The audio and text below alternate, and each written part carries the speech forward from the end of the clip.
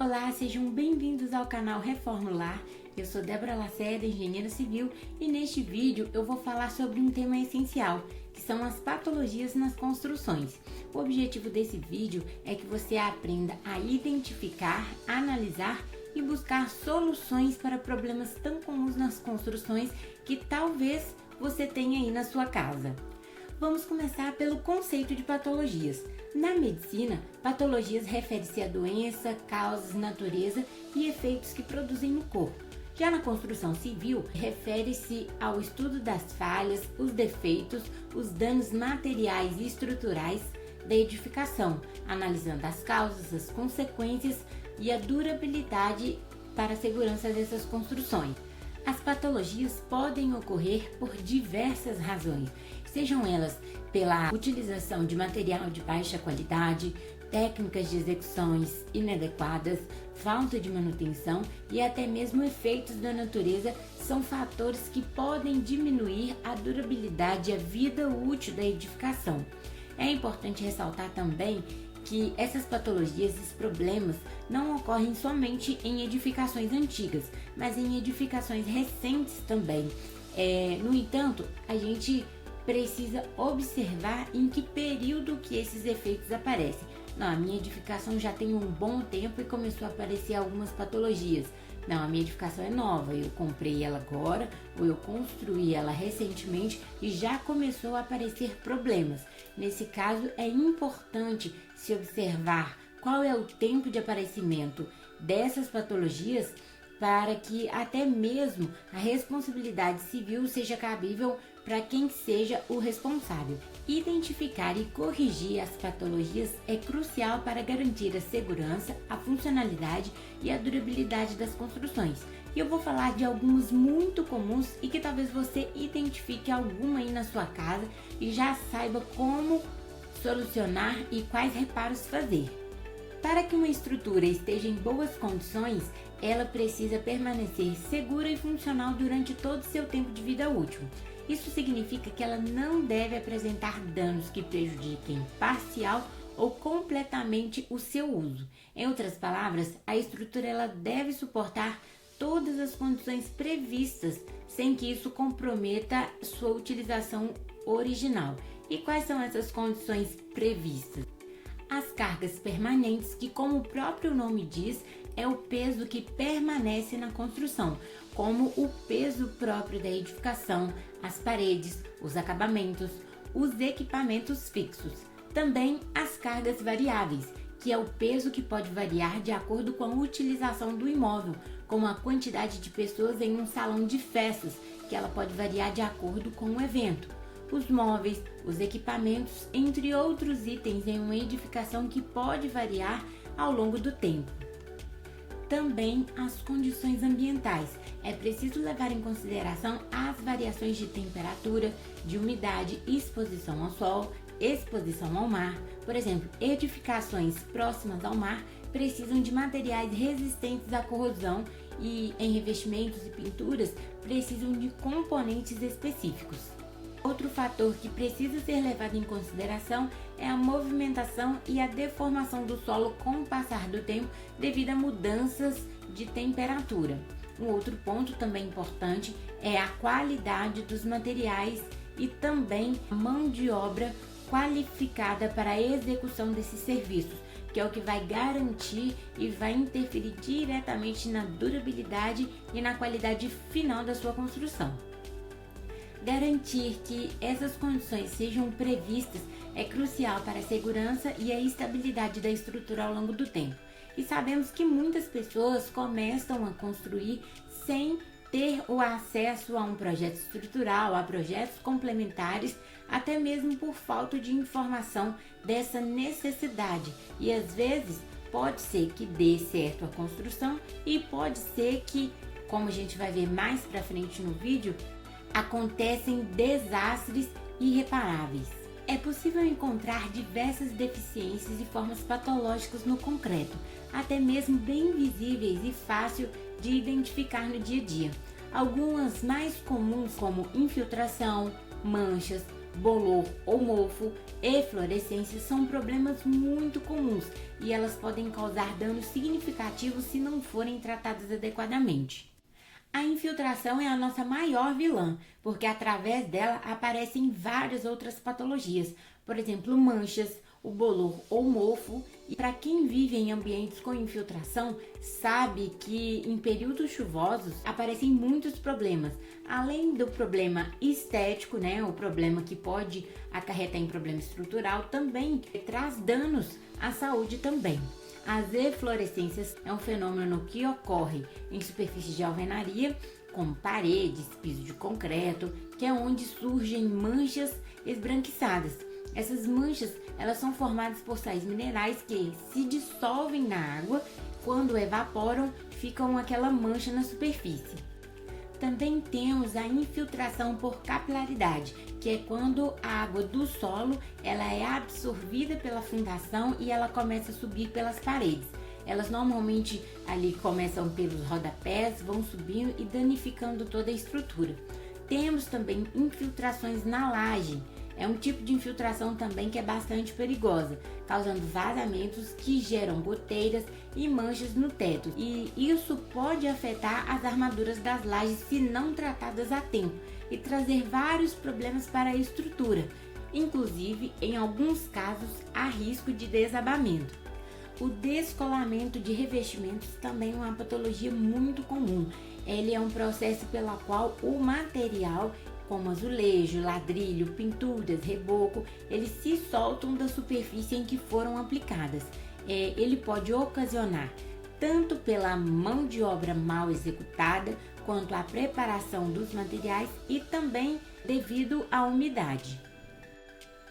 A corrosão das armaduras também é uma patologia muito comum de se encontrar em estruturas expostas às intempéries, que é o sol e a chuva o tempo todo. Bom, pode ocorrer o processo de lixiviação dessa estrutura, que é quando o concreto ele sofre um processo erosivo, deixando a armadura expostas e posteriormente podendo trazer problemas estruturais, comprometer a integridade da estrutura.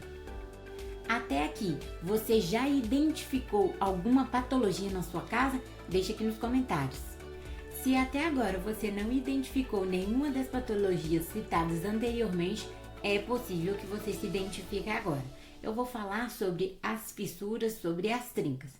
Bom, o que são as fissuras? As fissuras são aberturas menores e mais superficiais em elementos de construção. Elas geralmente aparecem nas superfícies de parede, piso e revestimento. Embora menos graves do que as trincas, elas ainda podem indicar problemas que, se não tratados, elas podem evoluir para danos mais sérios. A espessura das fissuras é bem pequena, pode ser levar em conta 0,5 milímetros de largura. Você pode pensar aí na questão de um fio de cabelo. Elas não comprometem a integridade estrutural, mas podem indicar problemas iniciais. Essa é uma fissura causada pela diferença de materiais. Foi necessário realizar uma manutenção na elétrica depois de a parede já pronta. Foi preciso realizar um corte e depois fechar novamente. E com a diferença de materiais, houve então essas fissuras. Não tem nenhum problema estrutural, mas esteticamente pode trazer algum incômodo. Já as trincas são aberturas mais profundas e significativas que ocorrem em elementos estruturais, como paredes, lajes, vigas, pilares, e elas podem até mesmo atravessar a espessura do material, indicando problemas estruturais mais sérios. As trincas elas podem evoluir para rachaduras, de maneira a comprometer a integridade da edificação, sendo resultado de sobrecargas, movimentações, recalques na fundação ou falhas no projeto ou na execução da obra também. Esse é um exemplo de uma trinca causada pela retração dos materiais, que é quando a temperatura sobe, o concreto se expande e quando a temperatura cai, o concreto se contrai. O resultado desses repetidos ciclos de expansão e contração causaram pequenas fissuras que com o tempo evoluíram para essa trinca. Já as rachaduras são mais profundas e elas podem afetar a integridade da estrutura. É importante consultar um profissional um engenheiro especializado para avaliar a necessidade de reparos estruturais. Bom, nessa outra foto aqui já é uma rachadura. A causa foi o não ancoramento ou a amarração do tijolo no muro com a parede já existente. Normalmente é colocado pontas de ferro ou uma tela soldada entre a parede e o tijolo. Além disso, o local dessa residência é uma região de muitos cupins e por este motivo foram causados vários buracos e vazios abaixo da terra, fazendo que com o passar do tempo o solo foi cedendo aos poucos. Normalmente esses problemas patológicos eles aparecem de forma características. Se notados precocemente, eles podem ser reparados. E uma das maiores causas dessas patologias é o que? É a falta de impermeabilização. O problema é que muita gente acha que essa é uma etapa dispensável que não é necessária na obra, além de ser um serviço que só serve para encarecer o projeto. Mas é exatamente o contrário. Há situações em que a utilização de impermeabilização ou produtos impermeabilizantes executados antes da obra ou no decorrer da obra poderiam sair muito mais em conta do que os reparos após a obra pronta, mas de qualquer forma eles podem ser uma solução para evitar que o problema se agrave. Vou dar algumas dicas de como solucionar patologias relacionadas à infiltração. Bom, para fissuras pequenas, seja por infiltração ou não, é indicado usar o selante de poliuretano, que é ideal para fissuras em concretos, alvenarias e superfícies externas. Ele é flexível, resistente às intempéries e tem boa durabilidade. Também o selante acrílico, que ele é bom para fissuras internas em paredes de gessos, drywall e alvenaria. Ele é fácil também de aplicar e pode ser pintado após secar. O silicone neutro também ele é utilizado para fissuras em superfícies lisas como o vidro, a cerâmica e o metal. Ele é resistente ao mofo e à umidade, mas ele não pode ser pintado. Para outras patologias relacionadas à infiltração, à umidade, um produto que é muito recomendado são as tintas emborrachadas. Ela possui propriedades elásticas que permitem que a tinta se expanda e contraia com a movimentação da superfície, se adaptando a pequenas movimentações da parede, prevenindo o surgimento de novas fissuras. Além de cobrir as fissuras, a tinta emborrachada ela também proporciona uma camada impermeabilizante, ajudando a proteger a superfície contra a infiltração de água. Bom, essa tinta também ela é resistente às intempéries, aos raios ultravioletas e às variações de temperatura, o que aumenta a durabilidade do acabamento. Ela também é de fácil aplicação, pode ser aplicada diretamente sobre a superfície preparada sem a necessidade de muitos produtos complementares. Uma observação, ele é uma excelente escolha para superfícies externas como fachadas de edifício, muros e telhados, onde a proteção contra as intempéries e a durabilidade são cruciais. Não é uma tinta barata, mas dependendo da situação, vale a pena o investimento. É uma tinta que não precisa fazer manutenções corriqueiramente, então pode ser levado em consideração o custo-benefício para a aplicação dela. Existem edificações em que os reparos preventivos, corretivos e até mesmo os reparos emergenciais não são mais possíveis, e isso ocorre quando a estrutura chega no seu limite. A plasticidade de um material está diretamente relacionada ao seu comportamento sob tensões, deformação e a sua capacidade de se deformar permanentemente sem se romper. Quando uma estrutura de concreto ela se rompe, ela atingiu e ultrapassou o limite de resistência do material.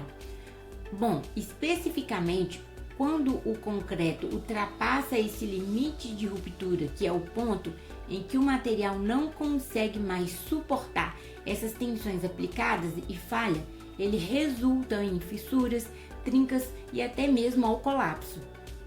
Lembra das variáveis que eu mencionei no início do vídeo que precisam ser levadas em consideração antes mesmo da construção? Eu vou passar um vídeo aqui para vocês de um acidente que ocorreu em Mauá há 3 anos. Uma entrevista foi realizada com os proprietários e eles informaram que não procuraram nenhum profissional, para poder orientar na construção, não fizeram nenhum tipo de projeto, eles mesmos foram fazendo por conta deles. Então, assim, é um problema que ocorre muito frequentemente com muitas pessoas e que, infelizmente, há consequências desastrosas. Não houve nenhum óbito, não morreu ninguém, ninguém ficou ferido, todos estavam fora da casa, tanto os moradores quanto os vizinhos na laterais e do fundo não estavam em casa no momento em que ocorreu o colapso da edificação.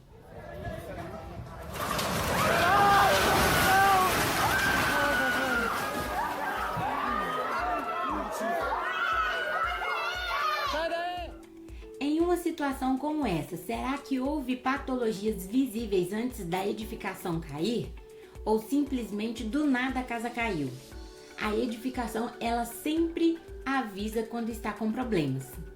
Primeiro, uma das patologias que aparecem são as fissuras diagonais e horizontais, que é um sinal que indica problemas estruturais, trincas em vigas, lajes e pilares. Lajes ou os telhados começam a arquearem, começam a flambarem,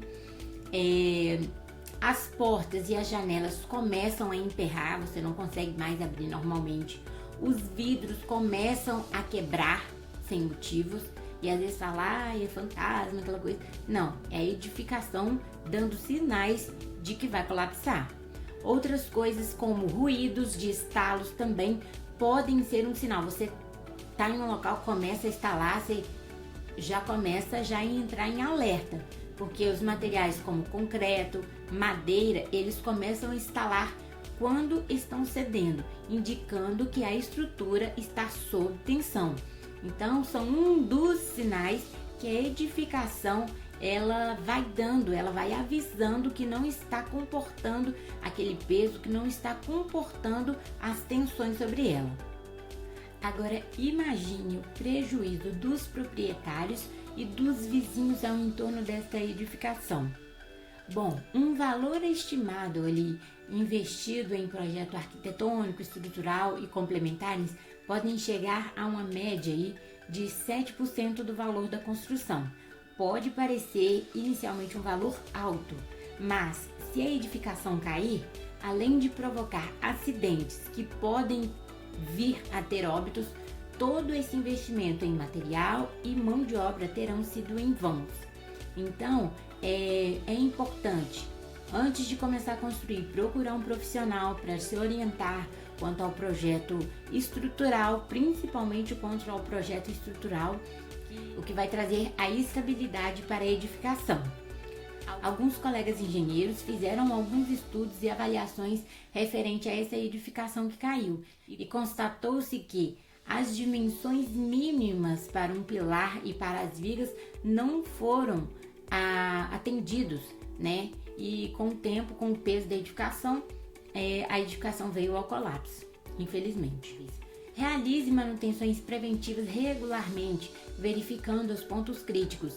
Adotar boas práticas das construções, como o uso de materiais adequados, técnicas corretas de aplicação e um bom planejamento são essenciais para que isso seja evitado.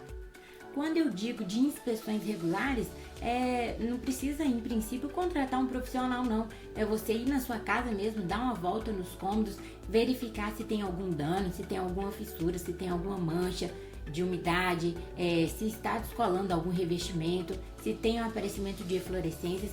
Esse tipo de sinais que você vai observar, se já tem, para saber quais são as provisões que você vai tomar em relação a esses danos.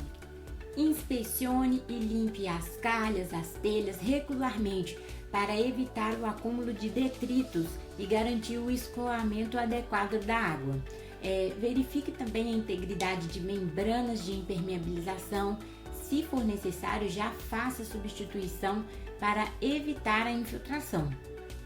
Instale e mantenha sistemas de ventilação adequados em áreas úmidas como banheiro, cozinhas e lavanderias. Também realize inspeções nas armaduras em áreas expostas, por exemplo, em pilares expostos, para conferir se há algum sinal de corrosão. Verifique as instalações elétricas para detectar fios soltos, conexões desgastadas e sobrecargas. Também as instalações hidráulicas, as tubulações, as conexões, as válvulas para identificar e reparar os vazamentos. Realize também a limpeza regular das caixas d'água e dos reservatórios.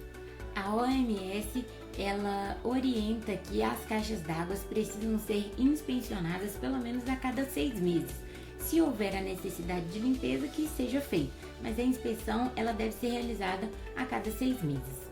Bom, um outro tipo também de verificação são os rejuntes e os selantes ao redor de áreas molhadas, como ambientes de cozinha e banheiro.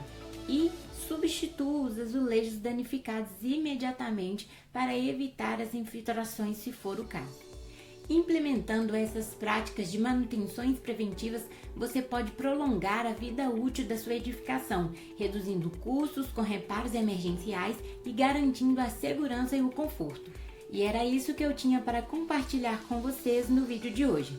Se você ficou com alguma dúvida ou tem sugestões de conteúdos que você quer ver aqui no canal, deixe aí nos comentários.